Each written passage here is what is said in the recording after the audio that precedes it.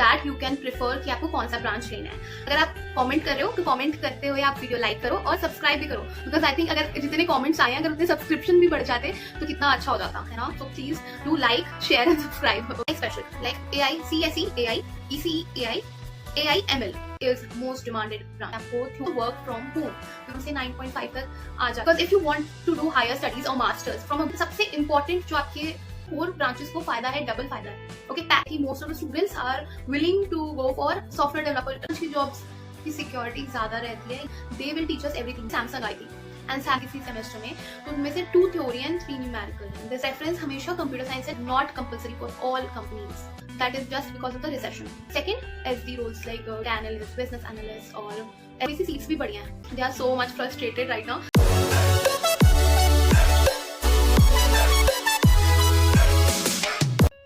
Okay, so moving to the next segment, replying all your comments, queries. Okay, so ये थोड़ा सा quick होने वाला है. सो अब मैं आपके सारे कमेंट्स का रिप्लाई देती हूँ. Okay, let's start. So the first question is, ma'am CRL rank 58,810 OBC out of Delhi क्या मिल सकता है? Out of Delhi means okay Delhi region में नहीं है. सो सबसे पहले हम जाएंगे यहाँ लास्ट ईयर के कट ऑफ देखने. इन्होंने कुछ नहीं लिखा है, so I will obviously think कि IGDTU के बारे में ही पूछ रहे हैं. सो IGDTU में 5th राउंड के कट ऑफ में आउटसाइड दिल्ली OBC में आते हैं 58K बोला था उन्होंने. तो 58K में तो कुछ नहीं मिल सकता है, सॉरी MA ही मिल सकता है आपको 58K में, और DM AM भी मिल सकता है. ठीक है, लाइक ड्यूल डिग्री आपको मिल सकता है और MA मिल सकता है. यस, नेक्स्ट क्वेश्चन पे आते हैं. Outside Delhi 2,58,000 CRL general EWS.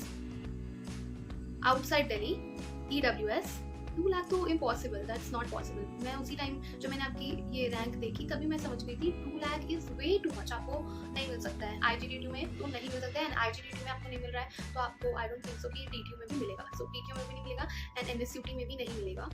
Negative point here is you are outside Delhi.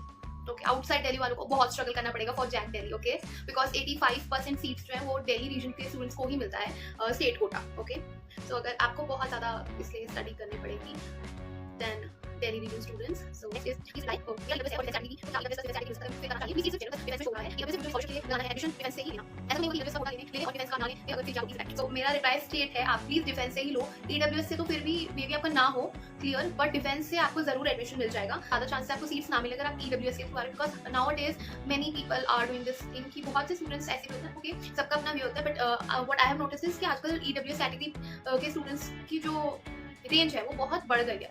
So there is tough competition in EWS also, तो इसलिए इट्स बेटर कि आप डिफेंस से लो.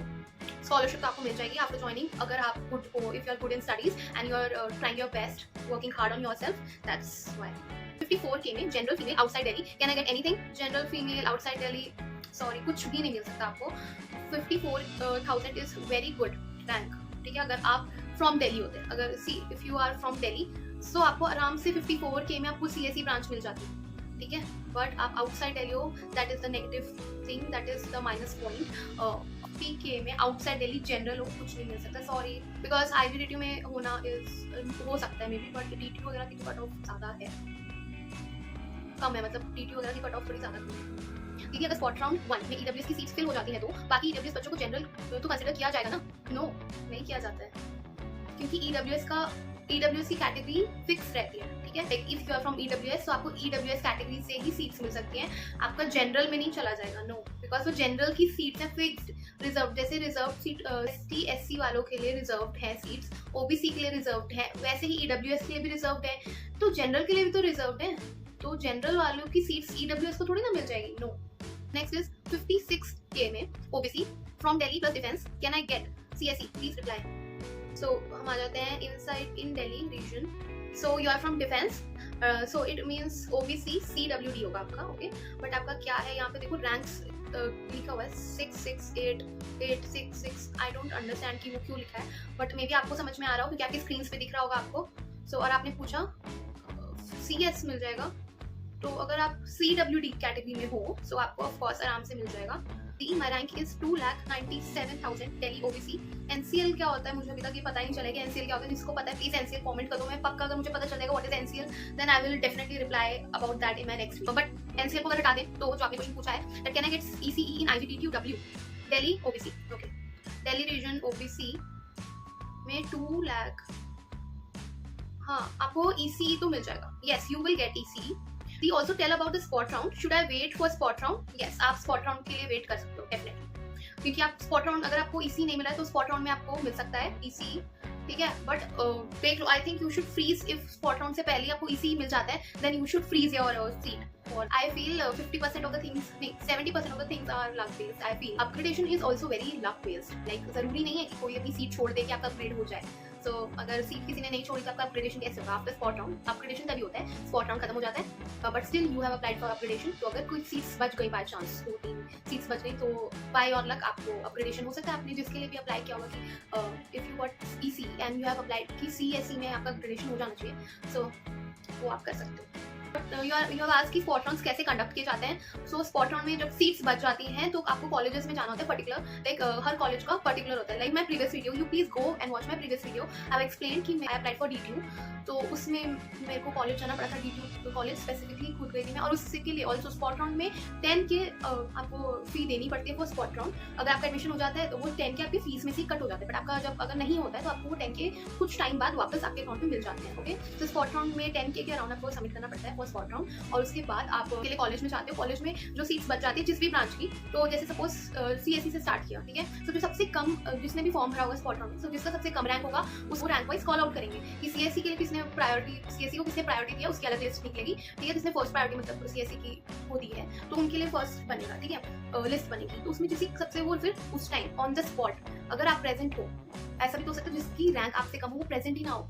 अगर वो प्रेजेंट नहीं है तो अच्छा, उसके बाद रैंक कॉल आउट होगा, तो जो प्रेजेंट होगा वहाँ पे उसको उसी टाइम वो सीट मिल जाएगी. ठीक है, जो प्रेजेंट कर देगा, सपोज वो थोड़ी देर बाद आता है, जिसकी रैंक आपसे कम है उसके हाथ से गई सीट, क्योंकि आपको मिल चुकी है, क्योंकि आप पहले प्रेजेंट थे जब वो रोल कॉल आउट करे थे, तो वो रोल नंबर था नहीं, तो आपका रोल नंबर आ गया, तो आपको वो सीट मिल गई.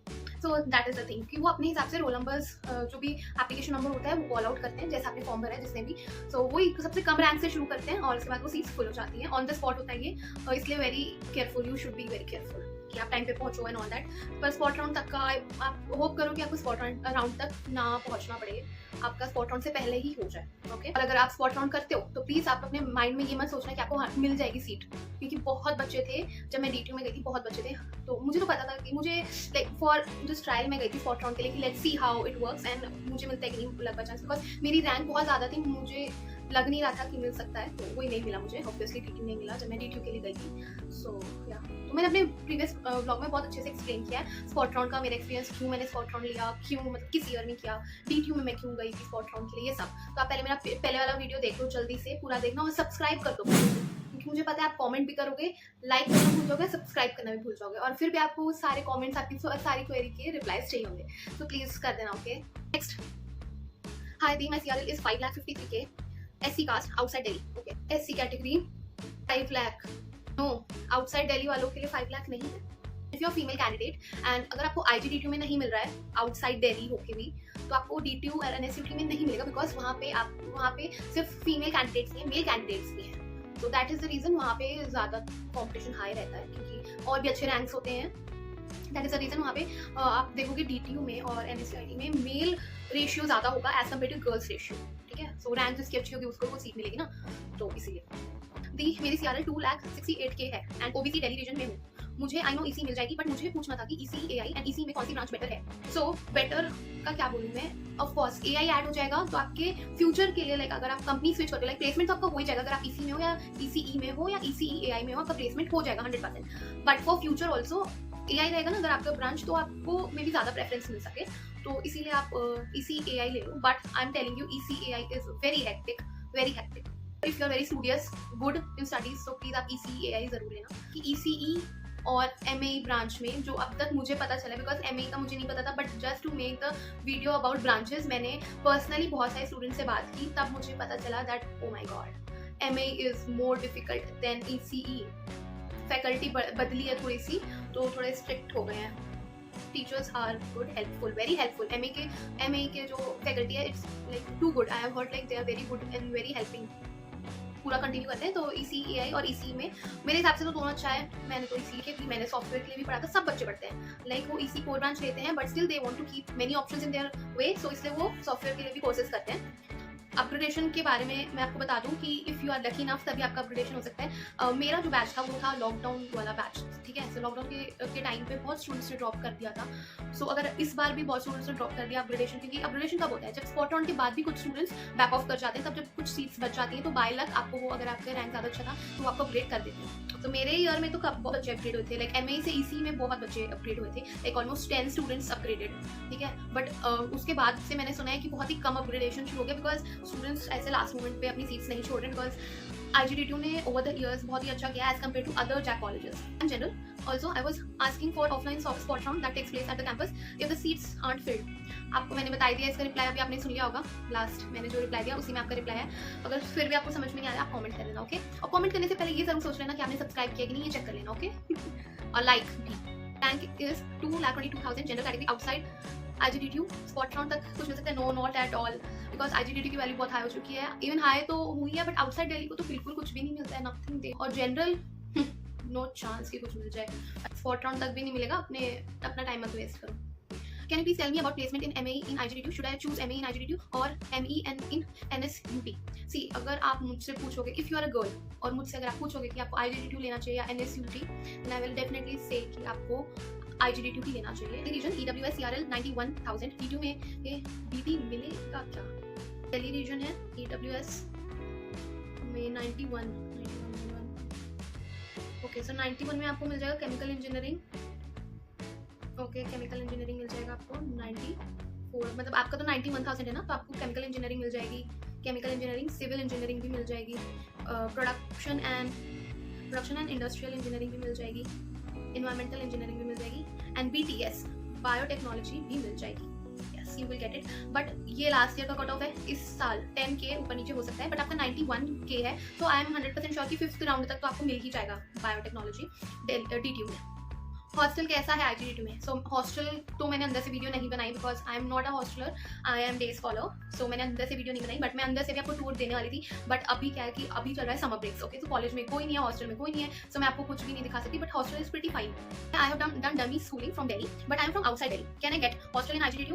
Okay, so you have done dummy schooling from Delhi, then of course वो आपका जो कट ऑफ होगा, बिकॉज आपने जो 12th पास किया है वो दिल्ली से किया है ना, दिल्ली स्कूल से।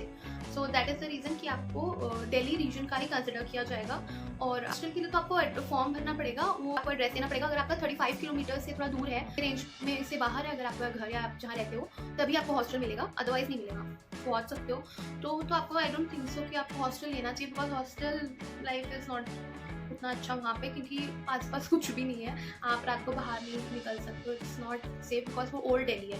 तो आपको हॉस्टल मतलब कॉलेज के अंदर ही मोस्टली रहना पड़ेगा, दैट इज द रीजन। मैंने बताया कि आपका रैंक है 47K inside Delhi general. Can I get CSE? 47K 45K में आपको CSE आराम से मिल जाएगा, आराम से, easily you will get CSE in 45K Delhi region general, आपको आराम से CSE मिलेगा, and you go for it.